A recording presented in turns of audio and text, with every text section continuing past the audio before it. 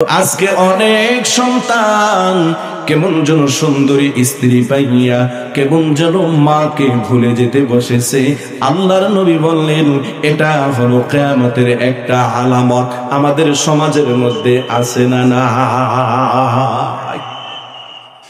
গত কয়েকদিন পূর্বে দেখলাম সন্তান মাকে স্ত্রীর কথায় বস্তার মধ্যে ভরে আপনার কাশবনের মধ্যে ফেলে রেখেছে। অনেকে ফেসবুকে হয়তো বা দেখছেন। কেন গো, তোমার কি একটু মনে পড়ে না এই মা তোমার জন্য কত রাত জেগে রয়েছে, কত রাত এই মা ঘুমাতে পারে নাই। আজকে তুমি কোন দোষে মাকে এত কষ্ট দিলা? আমার ভাইয়ের, আমার বন্ধুরা, কিয়ামতের আলামত আল্লাহর নবী বলেন ওয়া আবনা সাদিকাহুম, মানুষ বন্ধু বান্ধব উদ্ধার করিয়া মানুষকে বন্ধু বান্ধব বানাইবে। এরপরে আল্লাহর নবী বলেন ওয়া আকদা আবাহু, আর তার পিতাকে দূরে ঠেলে দিবে। দেখবেন বাড়ির মধ্যে পিতা আছে, পিতা 1 কেজি আপেল কিনে দেয় না বাবাকে, একটু গরুর গোশত দিয়া বাবাকে খাবার দেয় না, বাবাকে একটু খেদমত করে না। বিভিন্ন এলাকায় বন্ধু বান্ধব পাতায়া তাদেরকে দাওয়াত দিয়া খাওয়ায়, খুব আনন্দ করে, খুব সম্পর্ক, অথচ রক্তের সম্পর্ক পিতার সাথে খারাপ ব্যবহার করে। নবী বলেন এটা হলো কিয়ামতের একটা আলামত। ওয়াজাহারাতিল আসওয়াতু ফিল মাসাজিদ, মসজিদের মধ্যে সুরগোল গন্ডগোল শুরু হয়ে যাবে। একজন ইমাম একটা সঠিক কথা বললে ঘুষখোর চিন্তা করে হুজুর কিশোরের বিরুদ্ধে আলোচনা করলো। হুজুর আপনি এরকম আলোচনা কেন করেন? সুদের বিরুদ্ধে হুজুর আলোচনা করলে কিছু মানুষের দেখবেন শরীর চুলকায়। জুয়ার বিরুদ্ধে আলোচনা করলে দেখবেন মসজিদে হামতাম বাজায়া দেয়। আমার ভাইয়েরা, নেশার বিরুদ্ধে আলোচনা করলে দেখবেন মানুষের ভালো লাগে না। এরপরে চুরির বিরুদ্ধে আলোচনা করলে কেমন যেন মানুষগুলো খেপে যায়। এরপরে ইসলাম বিরোধী যত শক্তি আছে, দল আছে, এদের বিরুদ্ধে কোরআন সুন্নাহর আলোকে সঠিক মতামতটা প্রকাশ করলে দেখবেন মসজিদের মধ্যে কেমন যেন হট্টগোল শুরু হয়ে যায়। নবী বলেন এটা হলো কিয়ামতের একটা আলামত। ওয়াসাদাল কাবিলাতা ফাসিকুহুম, নবীজি বলেন কিয়ামতের একটা আলামত হলো জাতির নেতারা হবে সবচাইতে নিকৃষ্ট এবং চোর। আছে না নাই? অধিকাংশ বিগত সময়ে বাংলাদেশের এমপিদের ব্যাপারে একটা জরিপ চালানো হয়েছে, মন্ত্রীদের ব্যাপারে জরিপ চালানো হয়েছে। এরপরে চেয়ারম্যান, কাউন্সিলর, দেখা গেছে আপনার বিশাল বিশাল অট্টালিকা, বিশাল বিশাল জায়গা জমি এই সেই করেছে, সব চুরি কইরা। কথা বলেন ঠিক হবে? সব চুরি কইরা। আমাকে শরীয়তপুরের এক ঊর্ধ্বতন প্রশাসন কর্মকর্তা বলেন, হাফিজ ভাই আপনারা তো আছেন এক জগতে, আমাদের কাছে ধরা খায় মানুষ কত নিকৃষ্ট হইতে পারে সম্পদের জন্য, টাকা পয়সার জন্য। এই যে দেখেন না, নির্বাচনের সময় দেখবেন লক্ষ লক্ষ টাকা পয়সা ব্যয় করবে, তাদের টার্গেটেই এটা হলো একটা পুঁজি। একটা ওয়ার্ডকে তারা টার্গেট করে, এই ওয়ার্ডের ভিতরে 20 জন মানুষ একটু ক্ষমতাধর, নেতৃত্ব বংশনীয় আছে, এদেরকে 20 লাখ টাকা দিয়ে কিনা ফালাইবে। আর আমাদের সমাজের মধ্যে এরকম কিছু মানুষ মার্কা গরু আছে, যেমন মনোরা বাজারে গরু বিক্রি হয়, এই মানুষগুলো দেখবেন নির্বাচনের সময় 1 লাখ টাকার বিনিময়ে একটা দামরা গরুর মতন বিক্রি হয়ে যাবে। কথা বলেন ঠিক না ঠিক? আমরা কইলে হুজুর দামরা গরু কইলেন কে? হ্যাঁ কইছি, কি আছে না নাই বলেন? এই লোকটা তখন তার নেতা চোর বদমাইশ, এদিকে কোনো খেয়াল করবে না। সে ওই যে 1 লাখ টাকা তার সামনে মূলাটা ঝুলাইয়া রাখছে, খালি ওইটার দিকে চারণ আর ওইটার দিকে এই, আর টার্গেট থাকে এ যদি ক্ষমতায় আসে তাহলে রাস্তাঘাটের কাম পাইব আমি, 30 লক্ষ টাকার কাম পাইব, 15 লক্ষ আমার আর 15 লক্ষ রাস্তায় ধরব। এই জন্যই দেখা যায় 6 মাস পর রাস্তায় কান্দা শুরু করে দেয়, এ রাস্তা তোর উপর থেকে পিস উঠে গেল কা, খোয়া বাইরে লোকে কয় চোররা রাস্তা বানাইছে, এতদিন যে খোয়া আমি দায়িত্ব রয়েছে এই জন্য শুকরিয়া আদায় করেন হুজুর। আপনারা কি রাস্তার এই কথা কোনোদিন শুনছেন? কথা বল না। আল্লাহর নবী বলেন কিয়ামতের একটা আলামত, জাতির নেতৃত্ব দানকারী মানুষগুলো হয়ে যাবে ফাসিক, চোর, বাটপার।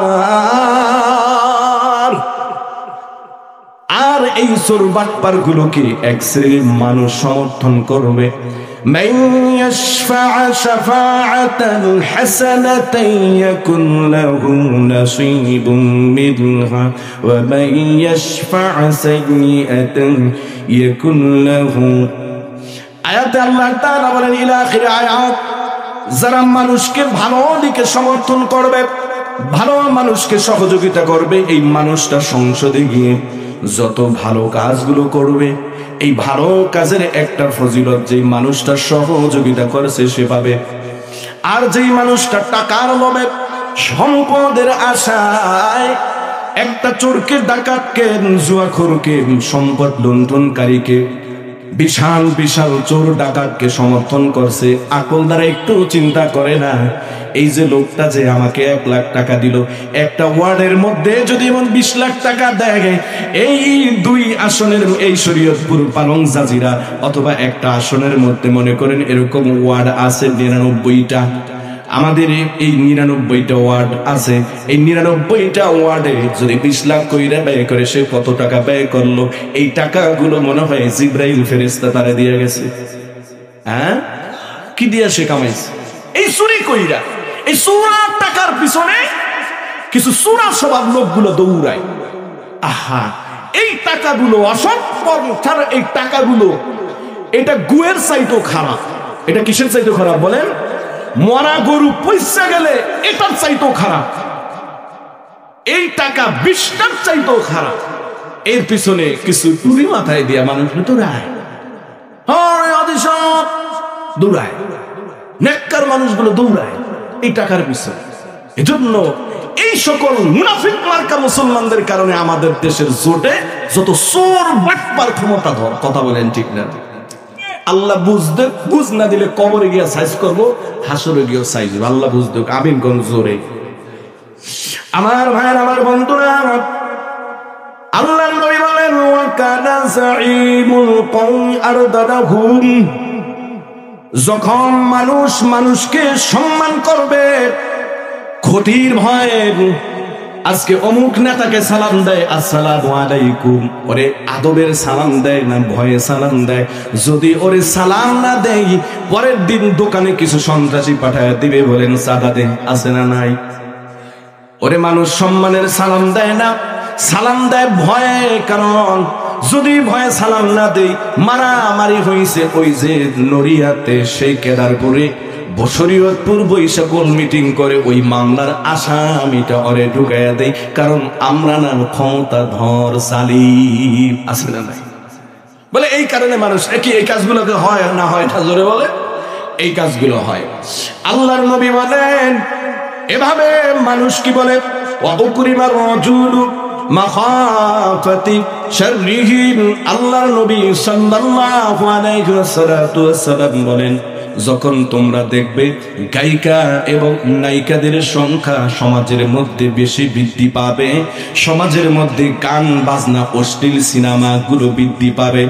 আজকে প্রত্যেকটা মোবাইলে গান, মোবাইলে অশ্লীল ছবি, ঘরের মধ্যে আমার ভাইরা কেমন যেন 24 ঘন্টার বেশি সময় ডিশের লাইনে অশ্লীল ছবি চলতে থাকে। কেমন যেন মহিলাগুলো রাস্তাঘাটে বের হয়ে পড়েছে। আল্লাহর নবী বলেন এগুলো হলো কিয়ামতের আলামত। জোরে জোরে আওয়াজ করে বলুন নাউজুবিল্লাহ। আমার ভাইরা, আমার বন্ধুরা, আল্লাহর নবী বলেন ওয়াশরিবাতুল খামার, যখন সমাজের মধ্যে নেশাখোর, মদ পান, জুয়া, এরপরে কি বলে ইয়াবাখোর, ফেন্সিডিল খোর বৃদ্ধি পাবে। এটা হলো কিয়ামতের আলামত। চিন্তা করতে পারবেন না। এ স্বর্ণঘোষ এলাকার মুসলমান ভাইরা, আজকে অনেকেই গোপনে একটু ইয়াবা খাও, ফেন্সিডিল খাও, গাঁজা খাও, হিরোইন খাও। আলহামদুলিল্লাহ, তরুণ সংঘের উসিলায় তরুণ সংঘের সভাপতি সুহানুর রহমান সোহান ভাই বলেছে, আমরা এই তরুণ সংঘের মাধ্যমে এই মাদককে দূর করতে চাই, এজন্য তাদেরকে ধন্যবাদ জানাই, বলেন আলহামদুলিল্লাহ। কিন্তু তোমরা যারা গোপনে গোপনে এই মাদকগুলো সেবন করো, নেশাগুলো আপনার সেবন করো, মনে রাখো এটা কিন্তু কিয়ামতের আলামত। আমার আল্লাহ তোমাকে কঠিন শাস্তি দেওয়ার জন্য তোমার উপরে এই ভ্যাকসিনটাকে মঞ্জুর জারি করে দিয়েছে। একটা ভ্যাকসিন আবিষ্কার করলে বিদেশিরা কুত্তার উপরে প্রথম এটারে চালায়। কিসের উপরে জোরে বলেন? একটা বোমা আবিষ্কার করলে সাগরের উপরে চালায়। মনে রাখবেন, এই সমাজের মধ্যে যারা নেশা খায়, গাঁজা খায়, হিরোইন খায়, ফেন্সিডিল খায়, আমি তোমাকে একদম ডাইরেক্ট লেখা দিলাম, তোরে জাহান্নাম দেব।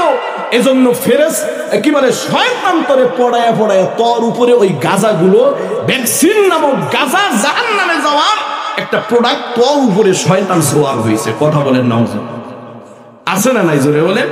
আল্লাহর নবী বলেন এগুলো হলো কিয়ামতের আলামত।